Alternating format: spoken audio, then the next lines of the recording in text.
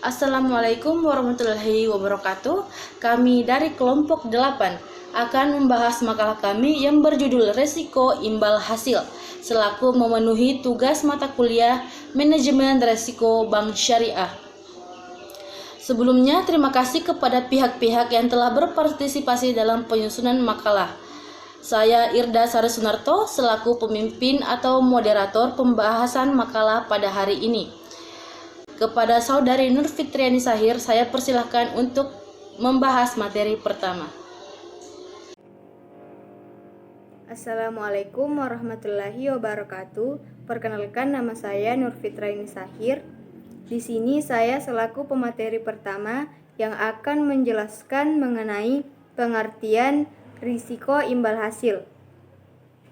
Risiko imbal hasil menurut Peraturan Bank Indonesia tentang penerapan manajemen risiko bank syariah dan unit usaha syariah adalah risiko yang terjadi akibat perubahan tingkat imbal hasil yang dibayarkan bank kepada nasabah. Karena terjadi perubahan imbal hasil yang diterima bank dari penyaluran dana yang dapat mempengaruhi perilaku nasabah dana pihak ketiga bank. Risiko imbal hasil ini akan berkonsekuensi pada risiko penarikan dana, yang merupakan bagian dari spektrum risiko imbal hasil. Risiko ini terjadi akibat ketatnya tekanan yang dihadapi bank syariah dari bank konvensional selaku kompetitornya. Kemudian, pengertian yang lain yaitu return atau imbal hasil adalah ekspektasi akan uang yang dihasilkan dari investasi. Sementara risiko adalah kemungkinan yang akan terjadi ketika imbal hasil sebenarnya berbeda dari yang diharapkan dan juga jumlahnya.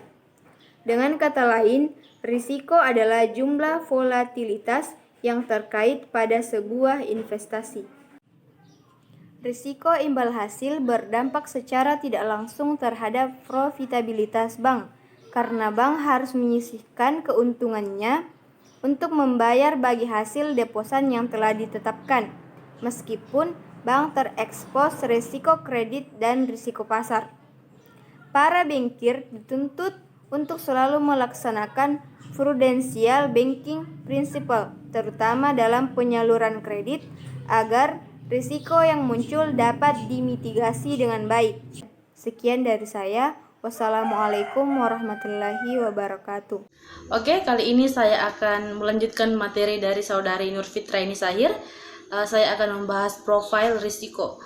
Berdasarkan peraturan Bank Indonesia, yang dimaksud risiko imbal hasil adalah risiko akibat perubahan tingkat imbal hasil yang dibayarkan kepada nasabah karena terjadinya perubahan tingkat bagi hasil yang ditetapkan bank dari penyaluran dana yang dapat mempengaruhi perilaku nasabah dan pihak ketiga. Pada perubahan ini ada dua faktor yang menyebabkannya. Yang pertama ada faktor internal dan faktor eksternal, di mana faktor internal itu misalnya penurunan dari saham bank syariah atau nilai risiko kecukupan modal. Dan yang kedua ada faktor eksternal, seperti naiknya imbal hasil yang ditawarkan bank syariah atau naiknya suku bunga yang ditawarkan bank konvensional. Terima kasih. Baiklah, saya akan melanjutkan materi tentang penilaian inheren untuk risiko imbal hasil. Referensi penilaian kualitas proses manajemen risiko. Yang pertama, proses manajemen risiko dalam melakukan identifikasi, mengukur, memantau, dan mengendalikan risiko dinilai baik. Yang kedua, proses manajemen risiko mulai dari identifikasi sampai mitigasi risiko berjalan baik. Yang ketiga, kualitas sistem informasi manajemen risiko dinilai baik. Yang keempat, tersedia sumber daya manusia baik dari segi kecukupan maupun kualifikasi. Manajemen imbal hasil dalam perbankan syariah harus memiliki sistem yang tepat untuk identifikasi dan pengukuran faktor yang meningkatkan risiko imbal hasil ini. Ketika dilakukan kalkulasi, tingkat pengembalian bank syariah harus memakai metode gamping untuk alokasi posisi ke dalam time band untuk membagi jatuh tempo dalam tanggal refreshing. Selanjutnya, kualitas manajemen risiko imbal hasil. Manajemen risiko pada perbankan syariah mempunyai karakter yang berbeda dengan bank konvensional, terutama karena adanya jenis-jenis risiko yang khas melekat hanya pada bank-bank yang beroperasi secara syariah.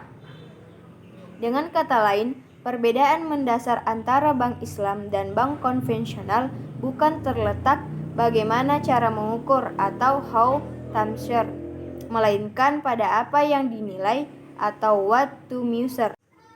Manajemen risiko untuk risiko imbal hasil yang pertama, low. Dengan mempertimbangkan aktivitas bisnis yang dilakukan bank, kemungkinan kerugian yang dihadapi tergolong sangat rendah selama periode waktu tertentu di masa datang. Yang kedua, low to moderate. Dalam pertimbangan aktivitas bisnis yang dilakukan bank, kemungkinan yang dihadapi tergolong rendah selama periode waktu tertentu di masa datang. Yang ketiga, moderate. Dengan mempertimbangkan aktivitas bisnis yang dilakukan bank, kemungkinan kerugian yang dihadapi tergolong cukup tinggi selama periode tertentu di masa datang. Yang keempat, moderate to high.